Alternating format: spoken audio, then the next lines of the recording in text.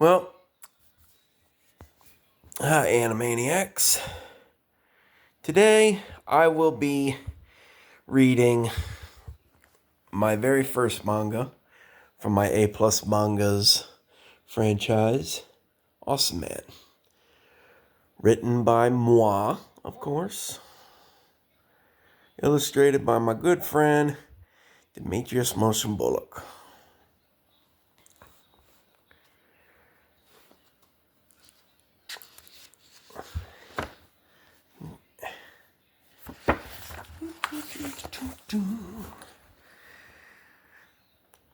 Chapter 1. The Birth of a Hero. Deep in the heart of Seaford, Delaware, a most unusual ceremony was taking place. The richest woman in the world was having her first and only child in the Maxwell Mansion first aid room. The birthing was actually quite brief, but what happened next was even more unusual. Upon the middle area of the boy's chest, a strange-looking birthmark was noticed by the nurse. From a closer view, it looked like a white capital A, with a golden halo wrapped around the middle and served as the center bar. "It's most extraordinary," said the nurse. "Like it was forged from the heavens above," said the doctor. "I can't explain it myself," said the English butler Geoffrey. "Then we shall give him a very special name," said the mother. "Yes, very special. My baby boy, my little Jesse." It's a very short chapter. See, this one doesn't have a lot of pictures, but I'm hoping to change that. It was my first book after all. Let's see. Chapter 2, 9 years later. It was graduation day at the West Seaford Elementary School, and recess was just beginning where we find the little boy named Jesse Maxwell, out and about to do his first good deed. He gently rode on his bike round and round the school playground, just simply enjoying the cool breeze in the air, when suddenly a strange sound began to whiz inside his head as he immediately stopped his bike. Strangely enough, it sounded like someone crying, but there wasn't a single soul that was near him. Then his mind had suddenly caught a glimpse of someone near the swing set. It was a little blonde girl he had never seen before, and she was crying behind a tree. "Whoa, did I just see something? But how can this be? I've never done that before," he said to himself. Then the girl's voice just kept crying and crying and crying, till finally Jesse got up enough courage to go and investigate. All right, I'm coming. Just hold on, okay?" Jesse concernedly answered as he raced his way towards the swing set. "It's not fair. I haven't been on the swing set all day. I just wanted one more ride until graduation," the girl cried again, just as Jesse arrived on his brakes. "Excuse me, miss. Are you okay?" Jesse asked. "Who's there?" she whimpered behind the tree.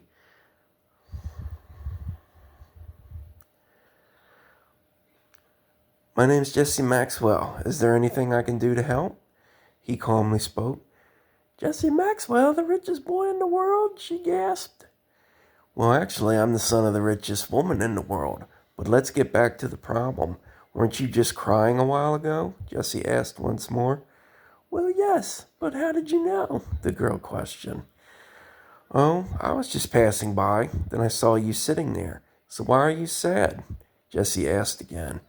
"Oh, nothing. Nothing. But you still have tears in your eyes," Jesse quoted. "Oh, all I wanted was to get on the swing set before graduation, but Lucy Moore has been on it all day, and she won't even share it with me," the little girl cried once more. "Hey, don't cry. It's not the end of the world, you know. Maybe she just needs a little more convincing."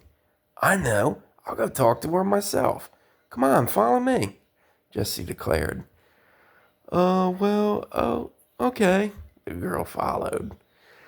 Well, you can be sure that even though he was young, Jesse had a very strong charismatic compassion for other people's problems and always found it necessary to help those in need, no matter how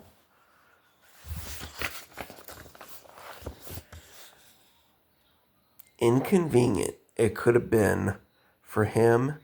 And now he was determined to help his new friend with just one of those things. "Excuse me, are you Lucy Moore?" Jesse questioned. "Who wants to know?" she answered sarcastically. "Well, my name is Jesse Maxwell, and this young lady wants..." He paused as someone else interrupted him. "Who cares?" said a rude boy who just hopped off his own swing. "Besides, he's probably just asking for more money to put in that big piggy bank of his," he continued. "No, that's not the reason we came," Jesse answered. "Then bug off already," the mean boy persisted as he walked over and stopped right in front of them. Losing my grip on this phone.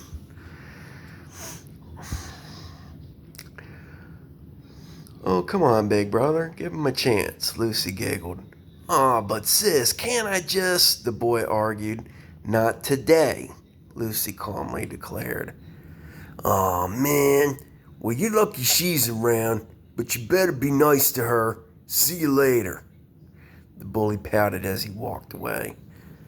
"Oh, don't mind him. That's my brother Floyd. He's always in a bad mood like that. Anyway, where were we, cute stuff?" Lucy flirted as she paused on the swing set.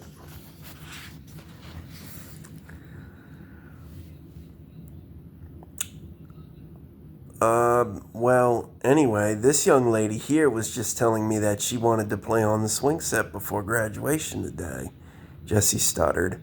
"So?" Lucy jerked. "Well, don't you think it would be nice if you shared it with her?" Jesse asked. "What? Share the swing set with her? Ha! No way." "Huh? But why not, Lucy?" Jesse continued. "Because I saw it first, and I'm going to use it as long as I want to. So there," Lucy declared once more. "But..." "Oh, I'm sorry. I didn't know it would turn out this way," Jesse apologized. "Oh, Jesse, it's all right. I'll just have to find something else to do. Actually, I'm very impressed how you handled everything like a gentleman. You really bedazzled me, you know." Angela thankfully giggled with a blushing smile. "I did? But it's the same attitude I've had all my life." "Are you saying that makes me different?" Jesse softly questioned. "No, it makes you special," the little girl giggled as she drew closer, kissed him on the cheek, and walked away. "Wait," Jesse called back as the girl turned around. "Could you maybe tell me your name?" Jesse softly questioned.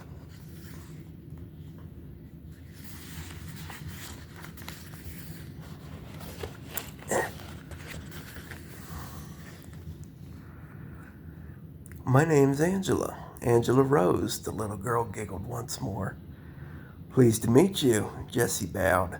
"Well, thank you again, sir," Angela curtsied back.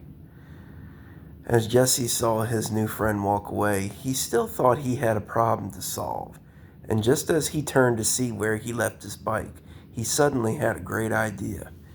He knew Angela really wanted to ride the swing set, but even though he was unable to help her, the sight of his playtime vehicle actually gave him a new sign of hope. "Maybe this will make up for it," Jesse positively proclaimed as he rode it to her.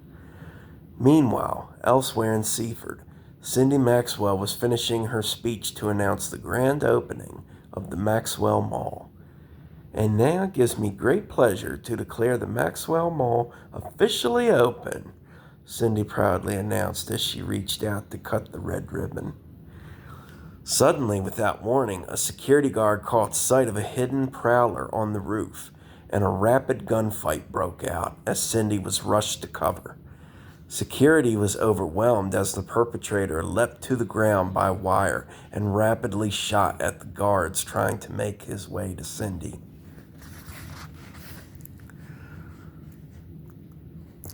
Luckily, the shooter made no effort in equipping himself with bulletproof armor and eventually sealed his own fate as his body became encumbered with ammo. The guards rushed over to apprehend the suspect, but the hitman was already dead from multiple internal gunshot wounds. Slightly shook up from the shocking incident, Cindy was immediately reassured by her bodyguard. "It's all right, Mrs. Maxwell. You're safe now." "Yay!" Angela cried for joy as Jesse rode her all the way around the playground on his bike. At that moment, recess was just about to end, the second the bell rang from inside the school. "Well, I guess that's a signal to get back inside," said Jesse. "Oh, we were just starting to have fun," Angela calmly pouted. For a moment, Jesse thought, and then he suggested, "Angela?" "Yes, Jesse," she answered. "After school, graduation today. If it would make you feel better, could I take you home myself?" Jesse stuttered. "Really? You do that for me? Oh, Jesse, you are so sweet." Angela thanked as she hugged him ever so affectionately.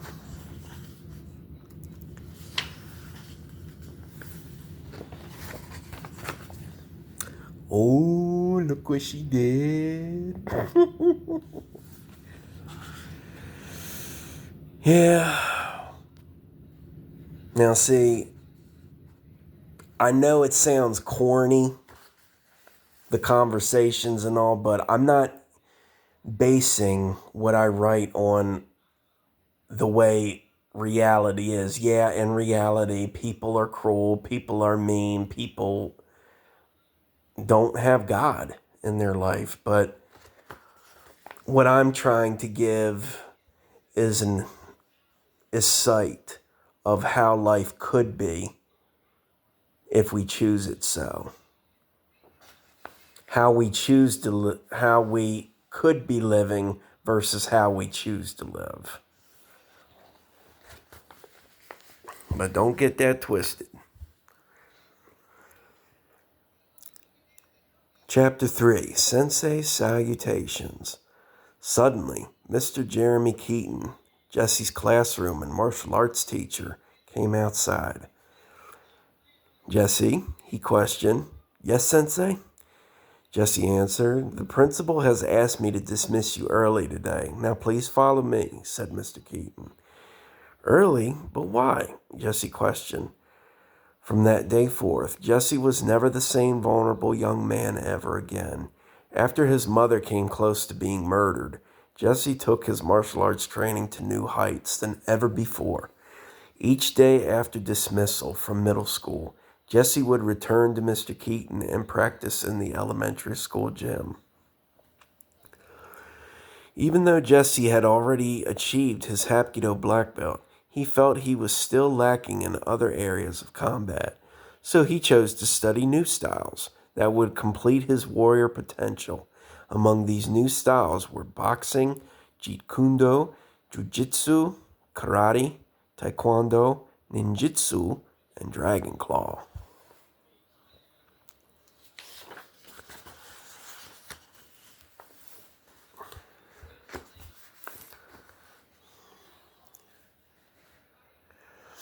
His only wish to ensure that the same thing would never happen again, until finally when his next graduation came to pass.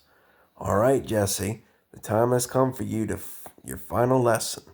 If you pass, I shall reward you this," Mr. Keaton explained as he held out a shiny light gray belt. "What is it, Sensei?" Jesse questioned. "This is the one and only platinum belt. Only the strongest of martial artists worldwide can claim it. It's a symbol of superior valor and will define you a master of masters. Now, are you ready, Jesse?" Mr. Keaton finished.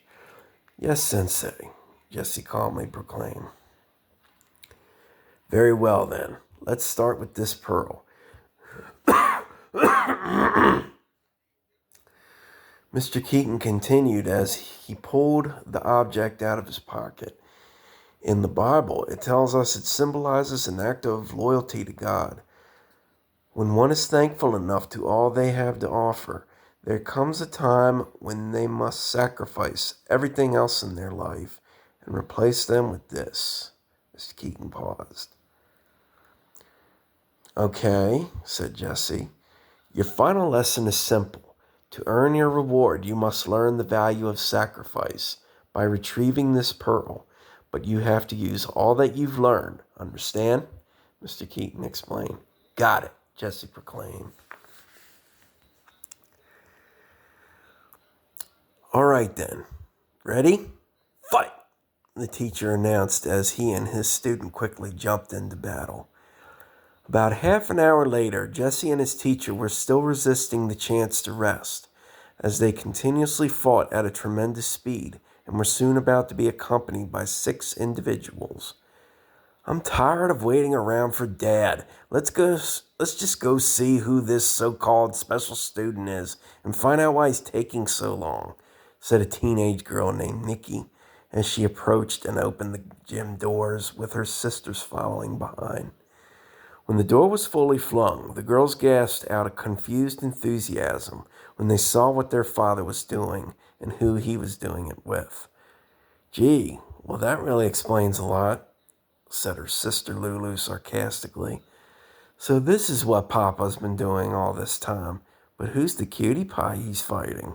Said Charlotte, the third one. I think that's Jesse Maxwell, said Zenie the fourth. What? The others shouted. Huh? Said the other two. What makes you so sure? Said Fifi. Yeah, said Brittany. Apparently, Mr. Keaton had a big family of sextuplets with his dearly departed wife. Twins of 6 daughters, but each one with a different voice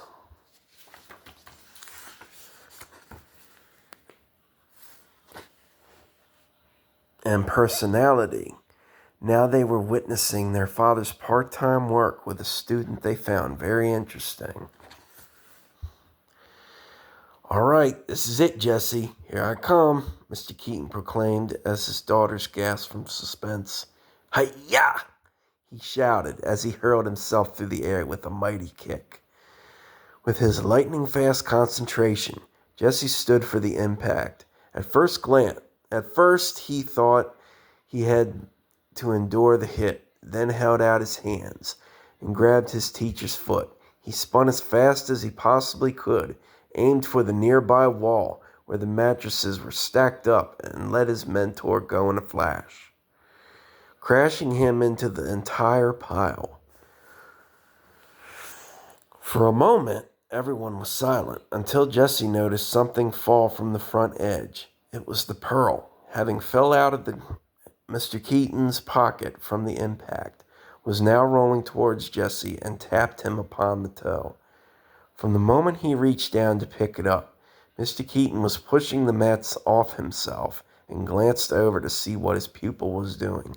Jesse raised it to his head and just stared at the object out of ponder, for he just didn't know what sacrifice had to do with his final lesson. What's he doing? Lulu whispered. I have no idea, Nikki answered. Well done, Jesse, Mr. Keaton cheered as he clapped his hands.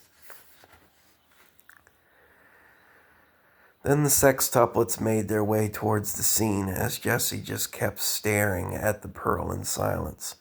But I still don't understand. What does any of this have to do with sacrifice? Jesse pondered. The moment you almost stopped fighting back. Ha ha! I knew you'd get the hang of it eventually, though. Mr. Keaton laughed. What do you mean, Sensei? Jesse questioned. You sacrificed the easy way out to make the right decision, Mr. Keaton explained. Really?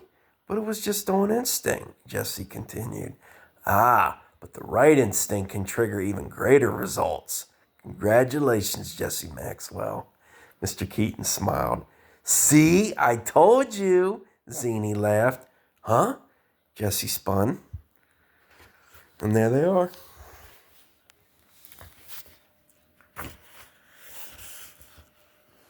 Right.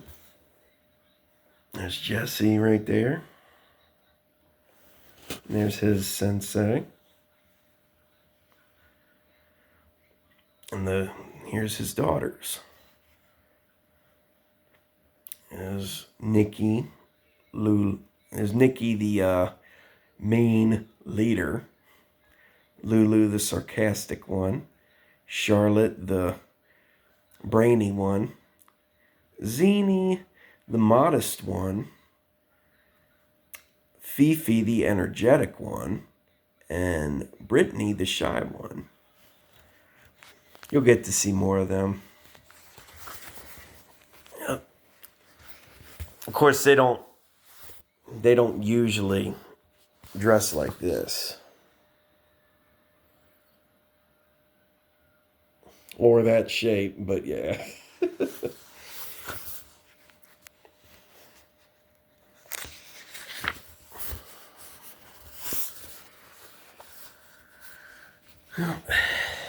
Maybe we'll stop at a half hour.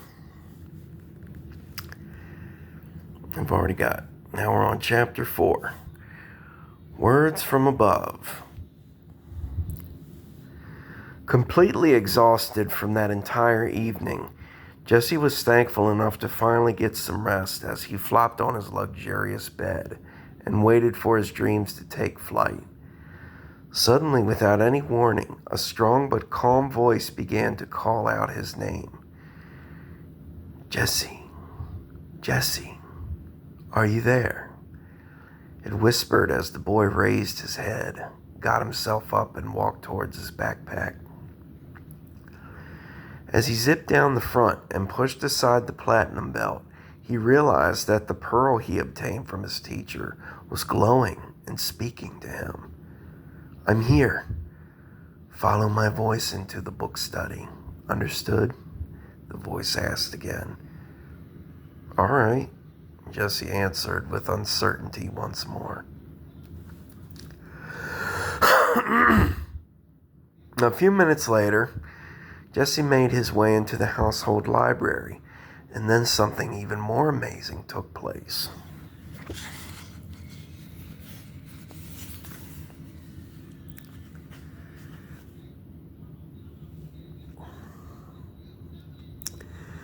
The walls had begun to shapeshift along with the tables, shelves, chairs, and cabinets.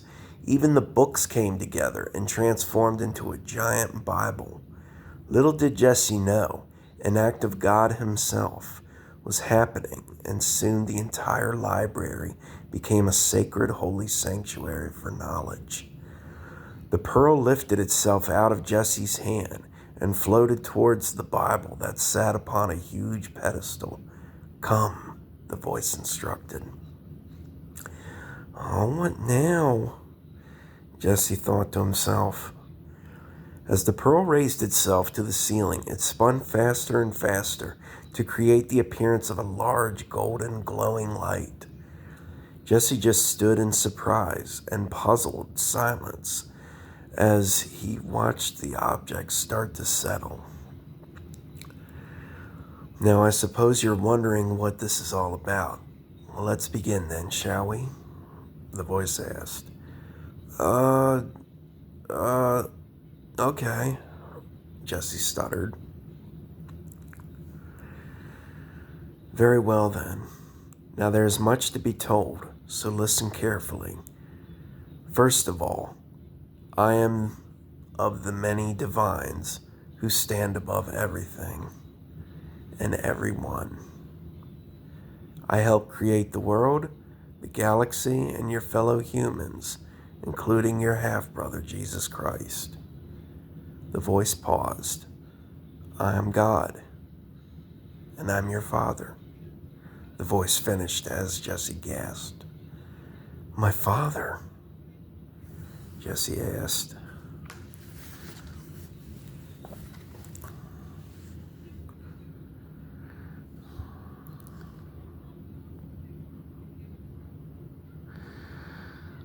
I know this may come as a shock, but not to worry. Your mother remains the same. She gave birth to you, raised you, and in return, I kept her safe from aging, harm, illness, and death. God paused. But if my mother is human, and you're my father, then what does that make me? Jesse calmly questioned. A chosen one, a child born from divine and mortal blood, destined to become a protector to all who are innocent and all that is good, God explained again. A chosen one? Jesse expressed with great surprise. Oh, my son, I've waited years for this night to come, and now it's time for you to learn of your true destiny, God announced. Destiny? Jesse questioned. Yes, Jesse, your destiny to do our good will and keep our people safe from the forces of evil. Your future as a hero. A hero? Where do I even begin? Jesse wondered. Your birthmark. It represents the Holy Alliance. That is where you begin, God explained. For a few moments, Jesse stared at the symbol on his chest as he pulled down the collar of his shirt and then slowly began to realize everything. After all these years, wondering who I was, is it really true? Jesse pondered. Yes, but it's just the beginning, my son, for there is more I must tell you. This world is filled with villains, sinners who use their ill deeds to do what they want, corrupt society, and destroy the innocent who stand in their way in order to benefit their selfish lives. This poses a serious problem for humans to find peace, and you must use your powers wisely to bring them that peace. God paused. Powers? Since when do I have powers? Jesse questioned again. You've always had them, my boy, God answered. Really? Jesse continued. Yes, Jesse. For example, when you start to see terrible things that demand your attention, that's called your future sight. It lets you know ahead of time when something bad is going to happen. Like that little girl back in elementary school, God explained. You mean that funny feeling I felt and what I saw was future sight? My future sight? Jesse questioned. Indeed. And now is the time you unlock the rest of them. If I understand my next predictions right, your first assignment will take place at the local PNC Bank, 12 p.m. tomorrow. God explained once more. Tomorrow? But that's the first day of school. I can't just cut out lunchtime. Jesse startled. I understand where you're concerned, but how would all those innocent people survive if you do take that easy way out? God questioned. The pearl, the value of sacrifice, Jesse declared as he thought.